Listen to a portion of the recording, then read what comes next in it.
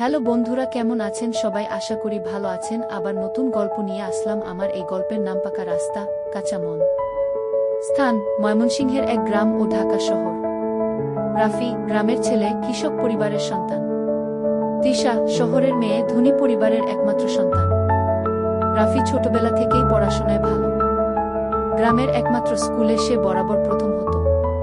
তার স্বপ্ন ছিল ঢাকায় গিয়ে বিশ্ববিদ্যালয়ে পড়বে, বাবার মতো কৃষক নয়, একজন বড় মানুষ হবে। একদিন সে ময়মনসিংহ থেকে ঢাকা বিশ্ববিদ্যালয়ে ভর্তি পরীক্ষার জন্য যায়। পরীক্ষার দিন বিশ্ববিদ্যালয় চত্বরে একটি মেয়েকে দেখে তার চোখ আটকে যায়। স্মার্ট, গ্লাস পরা, হাতে কফির কাপ, শহুরে পোশাক। মেয়েটি ছিল তিশা, একজন শহরের আধুনিক মেয়ে। দুজনের পরিচয় হয় লাইব্রেরিতে। তিশা রাফির সরলতা ও আত্মবিশ্বাসে মুগ্ধ হয়। রাফির মুখে গ্রাম্য কথার ঝরনা, কিন্তু চোখে স্বপ্ন আর চিন্তায় পরিপক্কতা। সে গ্রামের জীবন, প্রকৃতি আর মানুষের কথা বলত।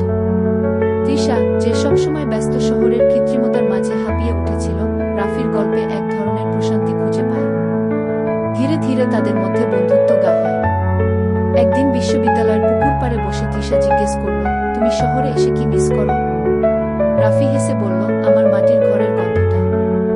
এখানে সব আছে, শুধু প্রাণটা কম। তিশার মন কেঁপে ওঠে। সে বুঝতে পারে রাফি তার শহুরে বন্ধুবান্ধবদের থেকে আলাদা। সে বাস্তব, সে মাটির কাছাকাছি। কিন্তু সমস্যা তখনই শুরু হয় যখন তিশার বাবা মা জানতে পারে মেয়ের ভালো লাগার মানুষ একজন গ্রামের ছেলে। তারা মানতে রাজি হয় না। তিশা লড়াই করে, চোখে অশ্রু নিয়ে বলে, আপনারা যে শহরের মানুষ খুঁজছেন, আমি সেই শহরে একজন মানুষের মন খুঁজে পেয়েছি, যেটা অনেক শহুরে ছেলের মধ্যেও পাইনি।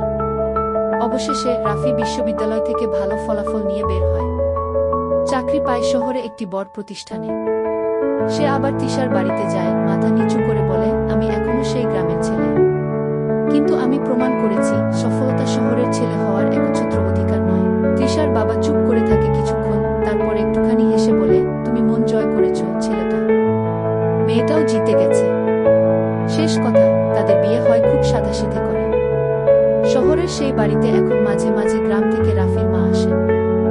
আর তিশা সন্ধ্যায় ছাদে দাঁড়িয়ে রাফির মুখে গ্রামের গল্প শুনে বলেন, তোমার গ্রামটাই তো এখন আমার শহর।